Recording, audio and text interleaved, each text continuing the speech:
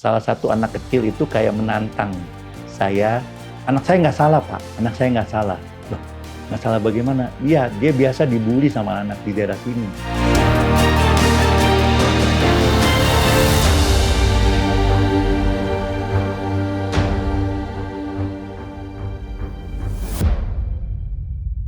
Shalom, nama saya Boni Rondonuwu.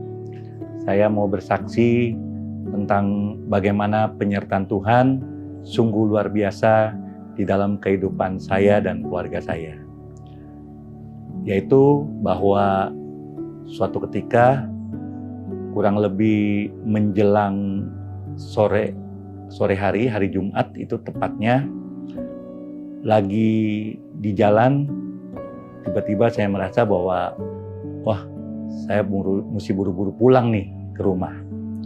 Nah, pekerjaan saya adalah membawa mobil online, tapi bukan punya saya, itu punya perusahaan online. Ya, jadi kita sistemnya sewa atau setor setiap harinya. Nah, setelah itu dalam perjalanan pulang mau dekat rumah, karena kebetulan rumah saya itu tidak ada garasinya, jadi mobil yang saya bawa ini saya parkir di lapangan. Di dekat mau masuk ke lapangan itu ada banyak sekali anak-anak kecil lagi bermain di situ. Dan saya sudah klakson, tapi mereka tidak mau bergeser. Nah, akhirnya salah satu anak kecil itu kayak menantang saya dengan dia bertolak pinggang begitu. Lalu saya dari dalam mobil, tangan saya gini-gini, minggir begitu sama dia. Yang lainnya akhirnya anak-anak itu pada minggir, cuman dia doang yang nggak mau minggir.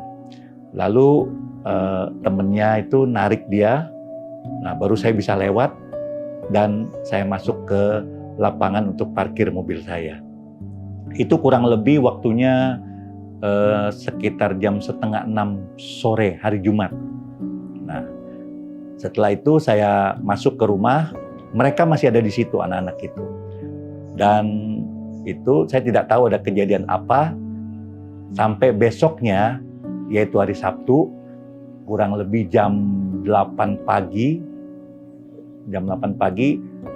saya bilang sama istri saya, kita mau kebaktian yuk, saya bilang gitu. Ayo deh, tapi gimana? Ya udah kita berangkat semua, karena kami di rumah tuh berempat, saya, istri saya, anak saya, sama mama saya. Nah, teman saya bilang sama istri saya panasin mobil dulu kalau gitu. Oh iya, panasin dulu mobilnya. Nah, begitu saya keluar rumah, menuju ke lapangan yang saya parkir mobil itu, saya tidak melihat ternyata bahwa mobil itu kondisi kacanya sudah pecah di belakang, kaca belakangnya. Jadi saya buka pintu, kemudian saya nyalakan mesinnya untuk panasin, lalu spion di dalam itu kebiasaan kalau saya turun tuh selalu saya tekuk. Jadi saya atur lagi, pas saya atur lagi, di situ baru saya lihat bahwa, kaca belakangnya pecah, ya Tuhan, saya kaget banget di situ. Saya turun, saya lihat, aduh, siapa yang melakukan ini? Singkat cerita, ada ibu-ibu lagi berdiri di depan rumahnya. Lalu saya samperin ibu itu. Kebetulan rumah ibu itu berhadapan-hadapan dengan lapangan itu. Bu, kira-kira siapa yang lihat? Ada saksi nggak? Siapa yang pelakunya? Lalu ibu itu bilang, oh anak kecil. Anak kecil dia. Kebetulan ada salah satu anak lewat, terus ibu itu panggil, adik-adik sini. Kamu anterin om untuk ke rumahnya si anak itu. Nah, akhirnya dianterinlah saya ke rumah anak itu, yang pelaku yang memecahkan kaca mobil saya. Tetapi dalam perjalanan itu, saya tanya sama adik itu, yang mana anak itu? Kamu tunjukin, tuh yang itu, kata dia. Lalu kemudian, oh itu. Nah, anak itu pas lihat saya, dia lari, kayak ketakutan, dia masuk ke rumahnya. Akhirnya anak yang mengantar saya bilang gini, ini om rumahnya, rumah orang tuanya. Lalu kayaknya orang tuanya sudah tahu bahwa semalam itu ada kejadian yang memecahkan kaca itu. Lalu ibunya sementara lagi gendong adiknya, anak bayi itu, ibu itu bilang gini, anak saya nggak salah Pak, anak saya nggak salah. Nggak salah bagaimana? Dia biasa dibully sama anak di daerah sini. Lalu anak saya dipersalahkan. Nah, lalu kemudian ibu itu panggil suaminya, berikut suaminya dari dalam muncul sama anak itu, pelakunya itu. Lalu suaminya bilang gini, "Pak, jujur ya anak saya nggak melakukannya." "Loh tapi kok Bapak udah tahu?" Saya bilang gitu. "Iya karena memang banyak pembulian di situ." Nah jadi akhirnya saudara, singkat cerita saya berbicara sama Bapak itu, lalu saya tahu pekerjaan Bapak itu adalah sebagai terapi, jadi orang yang orangnya susah, jadi akhirnya saya mengikhlaskan itu.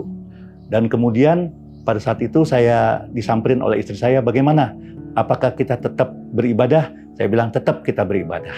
Lalu kemudian kita jalan dan kita selesai ibadah, kita pulang. Saya tidak mau memikirkan itu, saya hanya minta kepada Tuhan supaya Tuhan tolong saya. Kenapa? Karena saya tidak punya biaya untuk membetulin kaca itu.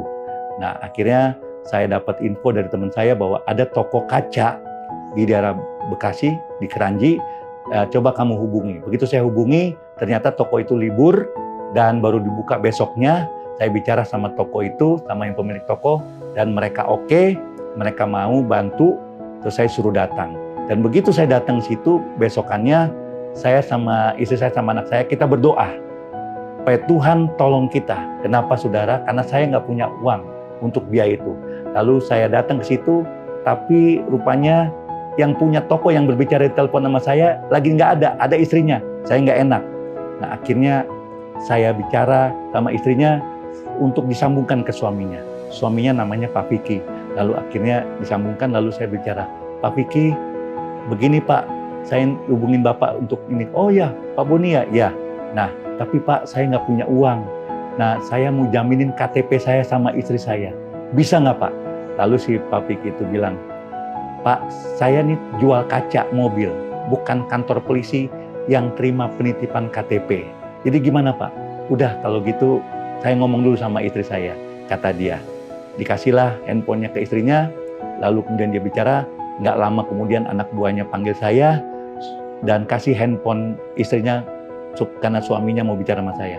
Lalu Pak Vicky itu bilang gini, "Karena Bapak sudah membuat kami, menginspirasi kami, bahwa Bapak mengikhlaskan anak orang tua yang memecahkan kaca Bapak, jadi kami juga mengikhlaskan untuk memasang kaca mobil Bapak, tidak perlu bayar."